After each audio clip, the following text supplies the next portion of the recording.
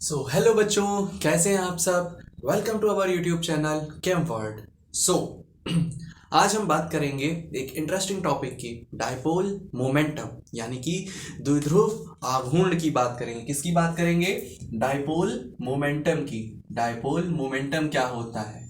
Dipole momentum, इसको बोलते हैं द्विध्रुव आघूर्ण। क्या बोलते हैं? द्विध्रुव आघूर्ण। द्विध्रुव आघूर्ण।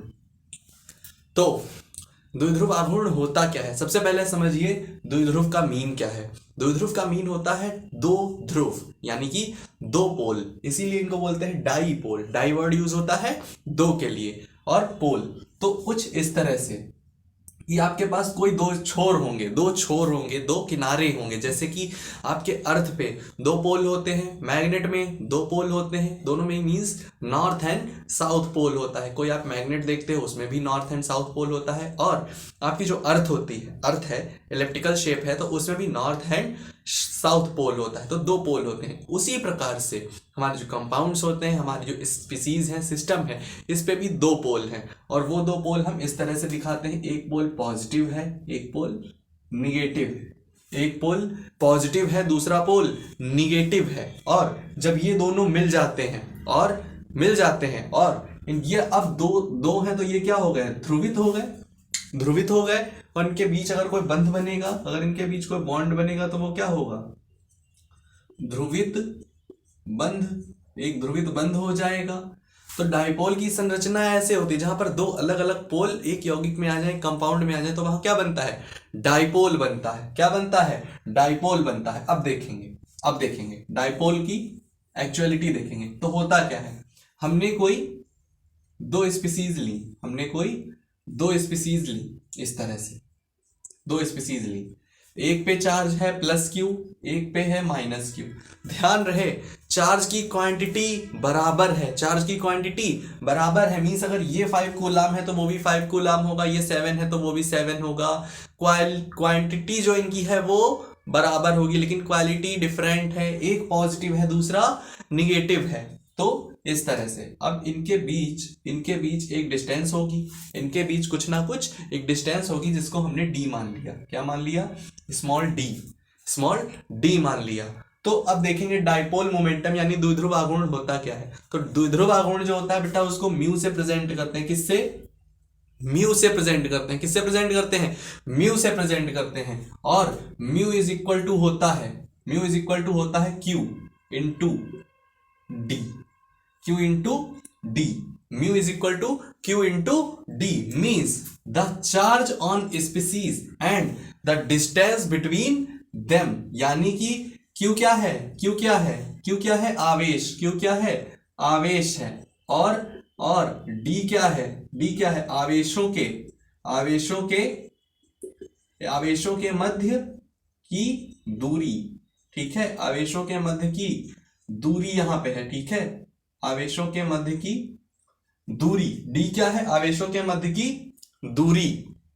तो इस तरह से आपका होता है mu is equal to Q into D means the charge on species. अब चार्ज तो दोनों इक्वल हैं, दोनों अमाउंट इक्वल होंगे। किसी को भी आप ले सकते हो, पॉजिटिव को भी ले लो, निगेटिव को भी ले लो, म्यू हमेशा बराबर आएगा। लेकिन ध्यान रहे यहां पर पॉजिटिव ही रहेगा, मीन्स अगर आप माइनस वाला भी लेते हो तब भी साइन यूज नहीं करना है, सिर्फ आपको चार्ज की क्वांटिटी को यूज करना है। और उनके बीच जो डिस्टेंस होती है उसको यूज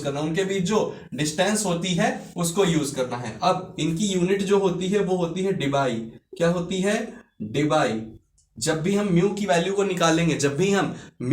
को निकालेंगे तो हम इसको डिबाई में व्यक्त करते हैं। किसमें? डिबाई में व्यक्त करते हैं। और 1 डिबाई यानी 1 डी इज इक्वल टू होता है 3.336 इंटू 10 की पावर माइनस 30 सेंटीमीटर। ये होता है 1 D is equal to, D means debye. क्या? डिबाई। तो 1 debye is equal to 3.336 into 10 की पावर माइनस 30 सेंटीमीटर। ये होता है कि म्यू, यानी कि द्विध्रुव आघूर्ण। अब ध्यान देंगे जो द्विध्रुव आघूर्ण होता है किसी कंपाउंड में हम कैसे शो करेंगे। तो शो करने के लिए हम इस तीर का यूज करते हैं। किसका यूज करते हैं? एक तीर का यूज करते हैं, इस तरह से। और जो तीर का सिरा होता है, जो तीर का सिरा होता है वो होता है ऋणात्मक, वो होता है ऋणात्मक। जो आपका उसमें जो ऋणात्मक स्पीसीज होगी, जो ऋणायन होगा उसमें, ठीक है, जो ऋणात्मक स्पीसीज होगी या कह सकते हैं ऋणायन जो आपका होगा उस ओर होगा। किस ओर होगा? जिधर आपका ऋणायन होगा। किधर होगा? ऋणायन होगा, ठीक है। जो ऋणायन होगा, जो ऋण सिरा होगा, जैसे दो पोल होते हैं ना, एक पॉजिटिव एक निगेटिव, तो अगर हम सिरे को दिखाएंगे तो डायपोल मोमेंटम इस तरह से, क्योंकि इनकी इलेक्ट्रोनिगेटिविटी ज्यादा होती है, ऋणात्मक की इलेक्ट्रोनिगेटिविटी ज्यादा होती है, इसलिए ये सिरा किधर होगा? निगेटिव की तरफ, जो निगेटिव वाली स्पीसीज होगी। तो यही होता है आपका dipole momentum, mu is equal to Q into D. अब चलिए एग्जाम्पल के थ्रू समझ लेते हैं, एग्जाम्पल के थ्रू समझते हैं किस तरह से ये होती है व्यवस्था। तो पहला हम एग्जांपल लेंगे, पहला एग्जांपल लेंगे हम BeF2 का। किसका लेंगे? ये क्या थे? Plus Q minus Q. हम पहला एग्जांपल ले रहे हैं BeF2 का। स्ट्रक्चर ड्रॉ करते हैं। ये हो गया बीच में बेरिलियम, इधर फ्लोरीन, इधर फ्लोरीन। अब इन दोनों में, बेरिलियम और फ्लोरीन में, फ्लोरीन ज्यादा इलेक्ट्रोनिगेटिव है बेरिलियम के कंपेयर में, फ्लोरीन ज्यादा इलेक्ट्रोनिगेटिव है, ज्यादा वैद्युत ऋणात्मक है, तो वो निगेटिव चार्ज कंटेन करते हैं और बेरिलियम पॉजिटिव। तो साइन किधर जाएगा आपका डायपोल मोमेंटम का? इस साइड, उधर जाएगा। इधर क्या होगा? इधर ये निगेटिव है तो इस साइड में इनका हो जाएगा, और यहां पर डायपोल मोमेंटम हो जाएगा जीरो, क्योंकि दोनों तरफ से बराबर बराबर का वैद्युत ऋणात्मक लगा हुआ है, सेम साइज लगा हुआ है। तो जितना वो उधर फोर्स करेंगे इतना ही वो इधर फोर्स करेंगे, तो इस वजह से इनका डायपोल मोमेंटम क्या हो जाएगा? जीरो हो जाएगा। क्या हो जाएगा? जीरो। दूसरा एग्जाम्पल देखें, CCl4। इसमें क्या होता है? ये एक टेट्राहेड्रल स्पीसीज है, तो यहां पर क्लोरीन कैसे लगे होंगे? टेट्राहेड्रली, ठीक है, कैसे लगे होंगे? टेट्राहेड्रल शेप में, जैसे कि अमोनिया में लगे होते हैं, जैसे कि अमोनिया में लगे होते हैं। तो देखेंगे तो इसमें क्लोरीन 4 लगे हुए हैं, चारों कार्बन के चारों संयोजकताएं क्लोरीन से पूरी हुई है, क्लोरीन चारों तरफ लगा हुआ है। तो अब इनका डायपोल मोमेंटम, क्लोरीन ज्यादा इलेक्ट्रोनिगेटिव है तो किधर जाएगा? ऊपर की ओर, ये इधर नीचे की ओर, और ये इधर नीचे की ओर, और यहां इधर नीचे की ओर। तो इनका डायपोल मोमेंटम किधर जा रहा है? जिधर निगेटिव सिरा है, जिधर क्लोरीन है, क्लोरीन की वैद्युत ऋणात्मकता ज्यादा है कार्बन से, तो किधर जाएगा डायपोल मोमेंटम? क्लोरीन की तरफ जाएगा। सही है। अगला एग्जांपल देखेंगे BF3 का। BF3 boron tetra fluoride. अब देखेंगे इसमें क्या होता है, इसका स्ट्रक्चर कैसे होगा? ये बोरॉन बीच में रहेगा और ये इस तरह से आपके 3 फ्लोरीन जुड़े हुए होंगे, इस तरह से। अब फ्लोरीन ज्यादा इलेक्ट्रोनिगेटिव है, और बोरॉन कम है, तो किधर जाएगा डायपोल मोमेंटम? इस तरफ, ऊपर की ओर, इस तरफ। और एक चीज होगी कि जब इलेक्ट्रोनिगेटिविटी इधर फ्लोरीन की तरफ इसमें शिफ्ट हो रही है तो इस पे क्या आ जाएगा? पार्शियल निगेटिव, इस पे पार्शियल पॉजिटिव, इस पे पार्शियल निगेटिव। CCl4 के केस में क्या होगा? इस पे हो गया पार्शियल निगेटिव, और इस पे कार्बन पे पार्शियल पॉजिटिव हो जाएगा। यहाँ BF3 के केस में क्या होगा? फ्लोरीन पे पार्शियल निगेटिव, और इस पे पार्शियल पॉजिटिव हो जाएगा, क्योंकि ये पॉजिटिव है, फ्लोरीन निगेटिव है। फ्लोरीन की वैद्युत ऋणात्मकता क्या है? ज्यादा है। ज्यादा है, इसलिए फ्लोरीन की तरफ शिफ्ट हो जाएगा। एक और एग्जांपल देख लेते हैं HCl का। किसका देख रहे हैं? HCl का। HCl सब जानते हैं, क्लोरीन ज्यादा इलेक्ट्रोनिगेटिव है, हाइड्रोजन कम इलेक्ट्रोनिगेटिव है, तो साइन किधर शिफ्ट होगा? क्लोरीन की ओर। किधर शिफ्ट होगा?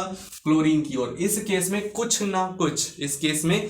ना कुछ डायपोल मोमेंटम आएगा, क्योंकि इनकी जो वैद्युत ऋणात्मकताएं हैं उनमें पहले तो डिफरेंस भी है, और दूसरा एक ज्यादा इलेक्ट्रोनिगेटिव है, एक कम है, और इसको बैलेंस कोई नहीं कर रहा है, सिर्फ जा ही रहा है। लेकिन इन सब केसेस में बैलेंसिंग हो रही है। कैसे?